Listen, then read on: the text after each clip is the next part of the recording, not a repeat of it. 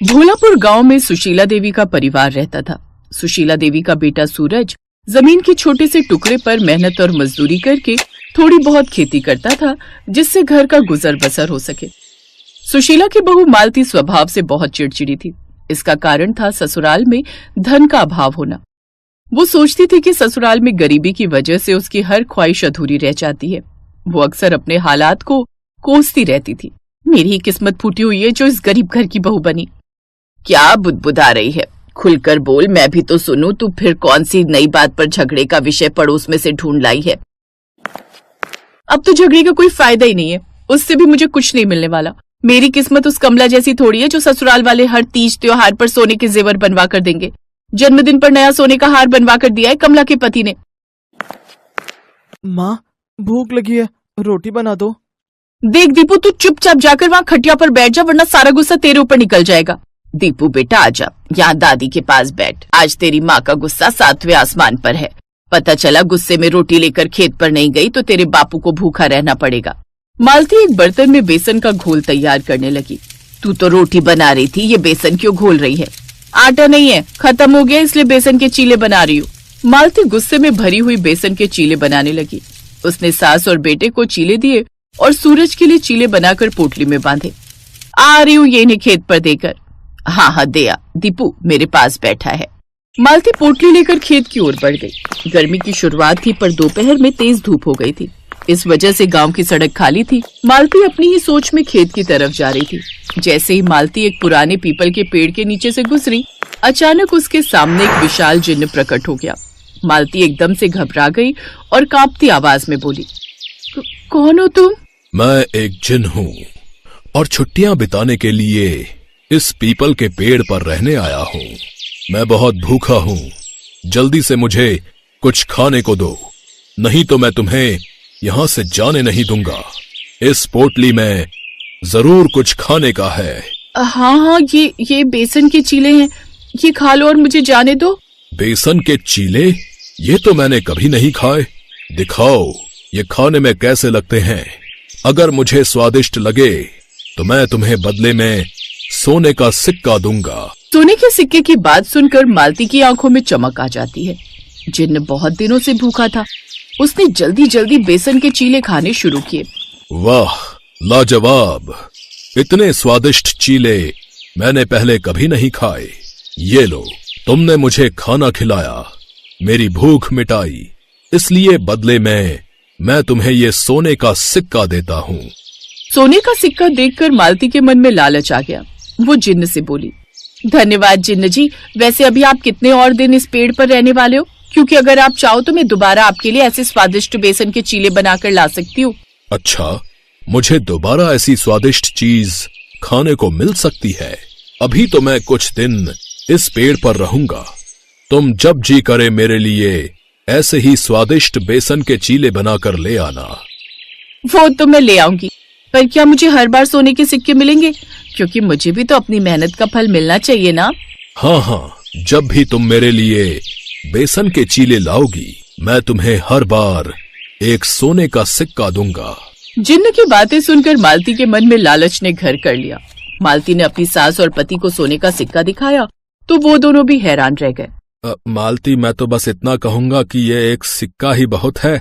ज्यादा लालच करना अच्छी बात नहीं। पता नहीं जिनका दिमाग कब पलट जाए। मैंने सुना है ये जिन भूत वगैरह अगर एक बार मिल जाए तो आसानी से पीछा नहीं छोड़ते। रहने दो, दोबारा मत जाना।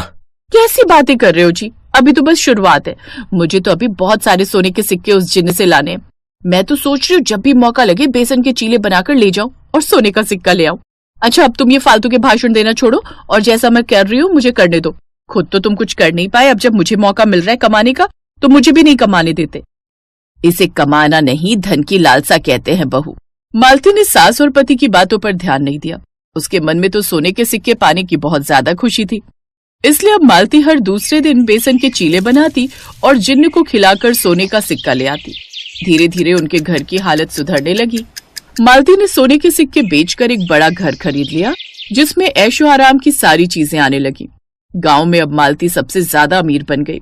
मालती, एक बात बोलूं, तू रोजाना खुद जाती है जिन्न को बेसन के चीले खिलाने के लिए। तू ऐसा क्यों नहीं करती कि तू जिन्न को अपने घर ही ले आ? फिर तो तू जब मर्जी उसको बेसन के चीले बनाकर खिला सकती है, ताकि तुझे और भी सोने के सिक्के मिल जाए। उसमें से कुछ सोने के सिक्के मुझे भी दे देना, मैं भी तो तेरी पक्की सहेली हूँ ना। कह तो तू सही रही है कमला, विचार तो बहुत अच्छा है। ऐसे ही करती हूँ, इस बार जिन्न के पास जाऊंगी तो घर साथ ही ले आऊंगी। और चिंता मत कर, मैं तुझे भी थोड़े सोने के सिक्के दे दूंगी। कमला की बातें सुनकर मालती के मन में लालच और बढ़ गया, मानो लालच की सीमा ही पार हो गई। मालती ने ये बात अपनी सास और पति से कही। बहू, मैंने तो एक कहानी में सुना था कि एक बहू को लालच आ गया था और जिन्न को घर ले आई थी। फिर बड़ी मुश्किल से जिन्न से उसकी जान छूटी थी। रहने दे बहू, हो गया लालच, कहीं ऐसा ना हो इतना ज्यादा लालच हमें भारी पड़ जाए। माँ ठीक कर रही है मालती, हमारे पास अब सब कुछ है, हमें इसमें ही संतोष करना चाहिए। तुम अब जिनके पास जाना छोड़ दो। वैसे भी ये तो तुम्हारी खुद की इच्छा है कि तुम बेसन के चीले बनाकर ले जाओ और वो सोने का सिक्का दे। अगर नहीं जाओगी तो बात यहीं खत्म हो जाएगी। मुझे तो घबराहट हो रही है मालती, रहने दो, अब बस करो। कमला की बातों में आकर इतना अंधा लालच मत करो। मैं तभी तुम दोनों को ये बात नहीं बता रही थी। पता नहीं मैं ही पागल हूँ जो तुम दोनों से मैंने ये बात कह दी। तुम दोनों से अच्छी तो मेरी सहेली कमला है, कम से कम मुझे सही शिक्षा तो देती है। जा रही हूँ मैं जिन्न के पास और शाम को जिन्न को घर लेकर ही लौटूंगी। मालती ने अपनी सास और पति की बात नहीं मानी और वो जिन्न के पास गई और बोली, जिन्न जी, आप अगर हमारे घर चलो तो मैं आपको रोजाना चीले बना कर दूंगी। इससे आपको भी रोजाना बेसन के चीले खाने को मिल जाएंगे और मेरा भी काम आसान हो जाएगा। जिन्न समझ गया था कि मालती के मन में लालच आ गया है, इसलिए उसने सोचा कि मालती को सबक सिखाना ही होगा। ठीक है, लेकिन मेरी एक शर्त है, जब भी मैं चीले खाने की मांग करूंगा तुम्हें तुरंत मुझे बेसन के चीले बनाकर देने होंगे। और अगर तुमने ऐसा नहीं किया तो मैंने तुम्हें जो भी धन दिया है सब वापस ले लूंगा और हमेशा के लिए यहां से चला जाऊंगा। अब सोच लो कि तुम्हें इतने में ही संतोष करना है या फिर और भी सोने के सिक्के चाहिए। मैं तो घर से ही सोच कर आई थी कि आज आपको घर लेकर ही जाऊंगी, इसलिए मुझे कोई परेशानी नहीं होगी। मैं तो जब मर्जी आपको चीले बनाकर खिला सकती हूँ। ठीक है, तो फिर मैं तुम्हारे साथ चलता हूँ। उसके बाद जिन्न मालती के साथ उसके घर आ गया। शुरुआत में तो सब ठीक चला। मालती रोजाना ही जिन्न को बेसन के चीले बनाकर खिलाती और जिन्न उसे सोने के सिक्के देता। लेकिन धीरे धीरे मालती थकने लगी। जिन्न कभी रात में चीले मांगता तो कभी भोर में। घर में जिन्न को लाने से मालती की नींद और आराम दोनों छिन गए थे। एक दिन मालती का गुस्सा जिन्न पर फूट ही पड़ा। मालती, ओ मालती, उठो और मुझे गरम गरम स्वादिष्ट बेसन के चीले बनाकर खिलाओ, मुझे बहुत भूख लग रही है। ओहो, अरे जिन्न जी, अभी तो रात के 3 बजे हैं, सुबह उठकर बना दूंगी ना। अभी सोने दो और खुद भी सो जाओ। नहीं, मुझे अभी खाने हैं, उठो और बना कर दो। तुम बार बार चीले क्यों मांगते हो? मैं इंसान हूँ, मुझे भी आराम चाहिए। जब देखो तब मुझे चीले बनाने के लिए बोल देते हो। नहीं बना रही मैं अभी, बोलो क्या करोगे? क्या करूंगा? जो ये सुख सुविधाएं मेरी वजह से तुम्हें मिली हैं, सब छीन लूंगा। हाँ, छीन लो। मुझे ऐसे धन की कोई जरूरत नहीं जिसमें मेरी जिंदगी का चैन ही छिन गया हो।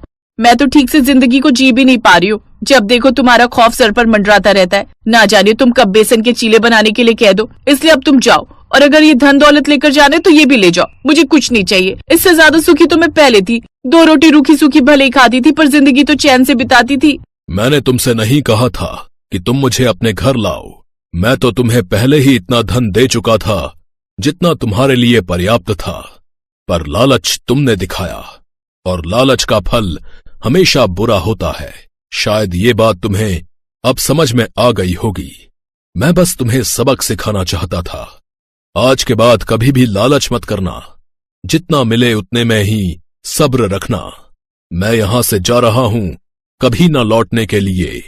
तुमने मुझे इतने समय जो बेसन के चीले खिलाए, समझ लो ये सब एक भाई की तरफ से बहन को उपहार है। हमेशा खुश रहना बहन, पर लालच कभी मत करना। मैं वचन देती हूँ जिन्न भैया, मैं कभी लालच नहीं करूंगी। उसके बाद जिन्न अपनी दुनिया में वापस लौट जाता है। मालती ने हमेशा के लिए लालच करना छोड़ दिया और अपने परिवार के साथ खुशी खुशी जीवन बिताने लगी। सुमित्रा, क्या बात है? तूने कटहल में इतना तेल भर दिया। रोहन और प्रिया ने सब्जी छुई तक नहीं। मालकिन, मैंने तो रोजाना की तरह ही सब्जी बनाई थी और कटहल को थोड़ा फ्राई करके बनाया था, शायद इसी वजह से तेल दिख रहा होगा। और मिर्च मसाले बिल्कुल भी नहीं डाले खाने में, बिल्कुल फीकी बना दी। ओ सुमित्रा, बात सुन, इसकी बातों को मत सुना कर। तेरे हाथ की सब्जियां बहुत स्वादिष्ट होती हैं। अभी बहू को पका पकाया मिल जाता है ना, इसीलिए उसे काम वालियों की कदर नहीं। जिस दिन तू कभी ना आए, एक फुल्का बनाने भी रसोई में नहीं घुसती। सब खाना बाजार से ऑर्डर होता है। अच्छा सुन, भिंडी की सब्जी रखी है। कल रात ये सब खाना खाने होटल चले गए, किसी ने सब्जी छुई तक नहीं। वैसे क्या बात है, तू थोड़ी परेशान लग रही है। अब तेरे आदमी की तबीयत कैसी है? अभी तो डॉक्टर ने पैर का बहुत खर्च बताया है, पता नहीं कोई रॉड डलेगी तभी ठीक होगा। अच्छा चलती हूँ माता जी। सुमित्रा एक गरीब औरत थी। जब से उसके पति के पैर का एक्सीडेंट हुआ है, तब से वो मजबूरी में यहाँ कोठी में रोटी बनाने का काम कर रही है। सुमित्रा की मालकिन शोभा अच्छे स्वभाव की नहीं है, पर सुमित्रा अकेली ही कमाने वाली है, इसीलिए वो यहाँ काम करके 2 पैसे कमा लेती है। माँ, आज बहुत देर लगा दी, मुझे बहुत भूख लगी थी, घर में कुछ भी खाने को नहीं रखा है। माँ, ये क्या लाई हो? ये मैं भिंडी की सब्जी लाई हूँ। तुम्हें भिंडी पसंद है ना? मैं अभी तुम दोनों के लिए और तुम्हारे पापा के लिए रोटी सेक देती हूँ, फिर गरम गरम रोटी भिंडी के साथ खाना। सुमित्रा, आज मेरी इस हालत की वजह से तुम्हें कितने दुख झेलने पड़ रहे हैं। काश उस एक्सीडेंट में मैं मर ही जाता। खबरदार, जो ऐसी बात कही, आज कह दिया, आगे से मत कहना। अरे तुम ही तो मेरा संसार हो, तुम्हारे बिना तो हम तीनों नहीं रह सकते। देखना, एक दिन तुम जरूर ठीक हो जाओगे। सुमित्रा बहुत हिम्मत वाली थी। वो अपने पति को हमेशा हिम्मत देती रहती थी, पर एक दिन सुमित्रा की हिम्मत खुद ही टूट गई जब उसकी मालकिन ने अचानक से उसे नौकरी से निकाल दिया। पर मालकिन, कोई कमी है तो वो बता दो, मैं वो दूर कर दूंगी। ऐसे अचानक से आप मुझे नौकरी से निकाल दो कि मेरे पास कोई और घर भी नहीं है काम करने का। मेरा बहुत नुकसान हो जाएगा मालकिन। अरे शोभा, एक बार सोच ले, अगली बेचारी को कितने समय से तूने काम पर रखा हुआ है और अचानक से तू इसे निकाल रही है। इसका पति वैसे ही बीमार है, घर में 2 छोटी छोटी बच्चियां भी हैं। ऐसे किसी के पेट पर लात क्यों मार रही है? माँ जी, आप चुप रहिए। आपको ज्यादा पता है या मुझे पता है इस घर का? सुमित्रा, मैंने तुम्हारा हिसाब कर दिया है। ये तुम्हारे इस महीने के 2 दिन आई हो, तुम ये 2 दिन के रुपए ले जाओ, कल से मत आना। सुमित्रा रोती हुई घर चली जाती है। घर पहुंचकर वो अपने पति को सारी बात कहती है। वो भी ये सब सुनकर बहुत परेशान हो जाता है। अचानक से सुमित्रा को कौन काम देगा? हर कोई एकदम से विश्वास भी नहीं करता, और वो भी एक रोटी बनाने वाली पर। सुमित्रा शाम का खाना बना रही थी कि तभी उसके दरवाजे पर खटखट होती है। अरे माताजी, आप और इस समय? आइए, अंदर आइए। सुमित्रा, आज सुबह शोभा ने जो भी किया उस बात से मुझे बहुत ठेस पहुंची है। मैं मंदिर के लिए निकली थी, पर मेरा मन मंदिर में भी नहीं टिक रहा था, इसलिए मैं तुमसे मिलने चली आई। मैं शोभा को तो नहीं सुधार सकती, पर मैं तुम्हें एक सलाह देना चाहती हूँ, अगर तुम मानो तो। जी बोलिए माताजी। सुमित्रा, ये 10,000 रुपए रख ले और इनसे खुद का कोई खाने का ठेला लगा ले। वैसे तू छोले भटूरे बहुत ही अच्छे बनाती है, अगर तू चाहे तो छोले भटूरे का ठेला शुरू कर सकती है। आजकल लोग छोले भटूरे खाना बहुत पसंद करते हैं, और आगे सर्दियों के दिन भी आ रहे हैं, तो तेरी अच्छी खासी बिक्री शुरू हो जाएगी। पर माताजी, आप मुझे इतने सारे पैसे दे रही हो, मुझे अच्छा नहीं लग रहा। सुमित्रा, ये पैसे मेरे खुद के हैं, मैंने जोड़े हुए थे, और फिर इन रुपयों की मेरे से ज्यादा तुझे जरूरत है। अब तू देर मत कर, इन रुपयों से जल्दी से छोले भटूरे का ठेला शुरू कर दे, फिर मैं गरम गरम छोले भटूरे खाने आऊंगी। उन रुपयों को देखकर सुमित्रा के मन में हिम्मत जाग जाती है, और वो माताजी को दिल से शुक्रिया करती है। आज मुसीबत की इस घड़ी में माताजी उसके लिए ईश्वर का रूप बनकर आई थी। माताजी की सलाह सुमित्रा और उसके पति को ठीक लगती है, और अगले ही दिन सुमित्रा छोले भटूरे का ठेला लगाने के लिए सारा सामान इकट्ठा कर लेती है, और 2-3 दिन में ही उसका छोले भटूरे का ठेला शुरू हो जाता है। पहले तो कभी नहीं देखा, लगता है बाजार में ये छोले भटूरे वाली नहीं आई है। भैया, बहुत ही स्वादिष्ट छोले भटूरे बनाती है, साथ में प्याज, चटनी, अचार और बूंदी का रायता भी 1 प्लेट खाई थी कल मैंने। भैया, सचमुच आनंद आ गया, बता रहे। अच्छा, एक काम करते हैं, 1 प्लेट खा लेते हैं चलकर, गरम गरम है, मजा आ जाएगा। 2 प्लेट छोले भटूरे देना और प्याज और अचार ज्यादा कर देना। ठीक है, अभी देती हूँ। आप दोनों के लिए भैया जी। हमें भी एक एक प्लेट छोले भटूरे लगा दो। भटूरे थोड़े करारे देना है। सुमित्रा का छोले भटूरे का ठेला चल पड़ता है। उसमें नया आत्मविश्वास पैदा होता है। धीरे धीरे वो छोले भटूरे के ठेले से अच्छे पैसे कमाने लगती है और एक छोटी दुकान किराए पर ले लेती है। अब सुमित्रा की छोले भटूरे की दुकान थी। उसके साथ साथ गाजर का हलवा, मूंग की दाल का हलवा, गुलाब जामुन और कुछ मिठाइयां भी बेचनी शुरू कर दी थी। सुमित्रा ने काफी अच्छे पैसे कमा लिए थे। एक दिन वो माताजी से मिलने गई। नमस्ते मालकिन, वो माताजी से मिलना था। माँ जी का 15 दिन पहले स्वर्गवास हो गया। शुगर बढ़ गई थी और फिर काफी तबीयत खराब होने की वजह से डॉक्टरों ने जवाब दे दिया था। कुछ काम था माँ जी से, मुझे काम से जाना है, मुझे देर हो रही है। माताजी के गुजरने की खबर सुनकर सुमित्रा की आंखों में आंसू आ जाते हैं। आज उन्हीं के कारण उसके पास पैसे और काम था। सुमित्रा जो रुपए माताजी को वापस करने गई थी, उन रुपयों से वो गरीबों में माताजी के नाम का दान करती है ताकि उनकी आत्मा को शांति मिल सके। सुमित्रा के पति के पैर का ऑपरेशन भी ठीक ठाक हो जाता है। अब दोनों पति पत्नी मिलकर छोले भटूरे की दुकान चलाते थे। पर आज भी सुमित्रा माताजी के एहसान को नहीं भूल पाई थी। इसीलिए वो उनकी याद में महीने में एक दिन छोले भटूरे बनाकर गरीबों में बांटती थी।